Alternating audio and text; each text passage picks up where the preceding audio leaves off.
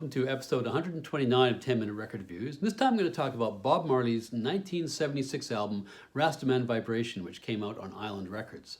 This, of course, is his breakthrough album in the States and elsewhere. It does quite well in terms of sales. I've got the first Swedish pressing of the record with a distinctive burlap, hempy-looking cover. But despite the fact that it did so well, it's actually got very few tracks that are well known to the casual reggae fan.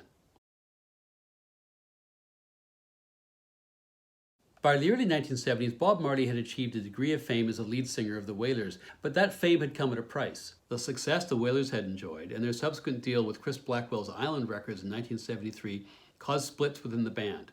The trouble was that Island Records saw him as a star and promoted him as such, and this ended up being too much for the bandmates to manage. They split in 1974. Bob puts out his solo album, Natty Dread, right away in 1974, and he follows that up with a pretty successful live album in 1975. But Bunny and Peter were not so fortunate. They did not have the backing of Island, and it took them a couple of years to pull together the support and the financial backing to make their own records. So 1976 sees the release of three remarkable albums by the three original members of the Wailers: Peter Tosh's Legalize It, Bunny Wailer's Blackheart Man, and this album, Rastaman Vibration, by Bob Marley.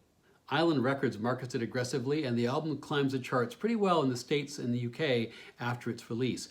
So Marley goes out on tour to support the album. It ends up climbing into the top 10 in the Billboard Albums chart, and Roots Rock Reggae, the lead-off single, gets to number 51. That was the first time that Marley had ever charted in the States. Because of this exposure, this album takes Marley from being famous in Jamaica to being famous worldwide. He's internationally recognized, and that ends up making him even more influential in Jamaica. He's now an A-list music star. He meets Stevie Wonder, he meets George Harrison, Time and Rolling Stone both do stories on him. He's basically made it. And as a consequence, he's now internationally recognizable, and he's an influential person in Jamaica. Marley was always socially conscious, as were the other members of the Wailers, but now he's in a position where he can lend his fame and authority to social and political causes in Jamaica. And that's not without consequence, because Jamaica at the time had a highly fraught and highly violent political culture. A few months after this record comes out, Bob and his band are supposed to play the Smile Jamaica concert in Kingston, a concert which had overtones of being pro-Michael Manley, the then Prime Minister of Jamaica. And 2 days before the concert happens, he, his wife, his manager, and a friend are all shot. All survive, but of course it's a major shock. Bob ends up playing the concert with a different backing band because his other musicians were either recovering or in hiding. But soon after the concert, he ends up packing up himself and his band and moving to London for a couple of years to get out of the crucible of Jamaican politics. Both the preceding and the following album to this album have serious external consequences which kind of condition the production of the music. This one is unique amongst those three and kind of having its own internal logic. And it very much catches Marley at the point of being halfway between a revolutionary and being a pop star. Although he'd never actually fully become an out-and-out pop star, the trajectory of his recording through the 1970s is one of continually making poppier and more accessible and more mainstream and more crossover kinds of music. But if there's a sort of a 2 steps forward, 1 step back feel to that progression, this is very much one of the steps back. This is clearly a revolutionary album. It's an album with lots of anti-colonial intent. It's an album with lots of spirituality. All the more ironic that this was his most successful commercially, weirdly, because almost none of this record is doing anything that could remotely be considered pandering to the pop market, perhaps roots rock reggae accepted. It's quite well known that at the time Marley was very focused on the deteriorating situation in Jamaica, and he was very clear in contemporary interviews that his music right now was about the message. It was not about pop, it was not about love, it was not about getting away from everything, it was about being in the moment and focusing on what was happening socially. So all of that contributes to the sound and feel of the record, but there are some very distinct production pieces that contribute to the sound as well. This is made at Joe Gibbs' studio in Kingston, which may have to do with the fact that this is a very bottom-heavy record. If you're a fan of bass, this is an album for you.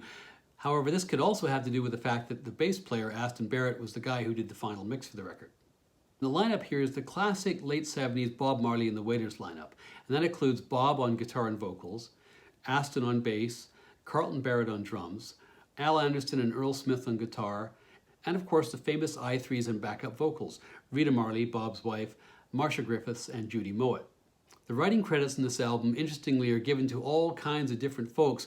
It's been well established subsequently that in fact Marley wrote all the music on this record, but decided to assign, for a variety of reasons, the songwriting to other people.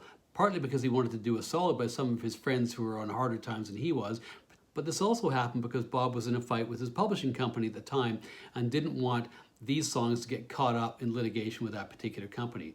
The album is a great album, but it has overall, I've always felt, kind of a melancholy feeling. There are 2 or 3 upbeat songs on here, but for the most part, this is not a cheerful record. It's a little bit mournful, almost a bit gloomy at times.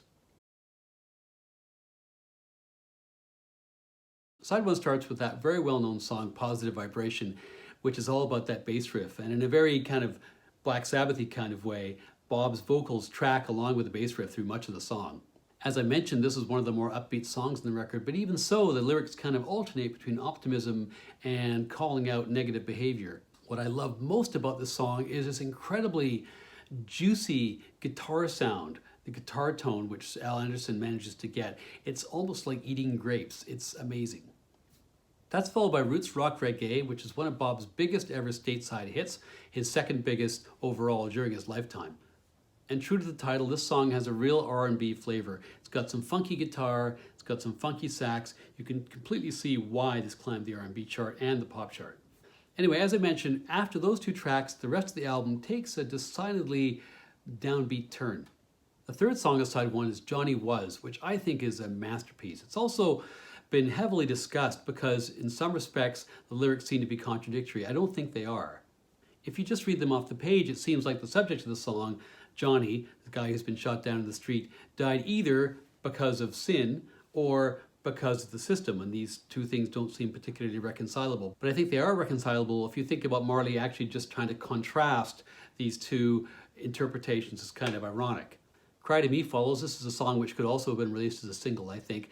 It's about scolding a cheating lover, which I think, coming from Bob is a bit rich given his extramarital history. The final track on side 1 is Want More, another really good song, a very interesting song, basically calling out users and oppressors, but also seeming to threaten popular uprising against an exploitative class. At least you can read the lyrics that way anyway. It certainly fits with a more revolutionary approach. In addition to the lyrical content, there are tons of hooks in this song, as there are elsewhere in the record, but particularly here, and especially by guitarist Al Anderson.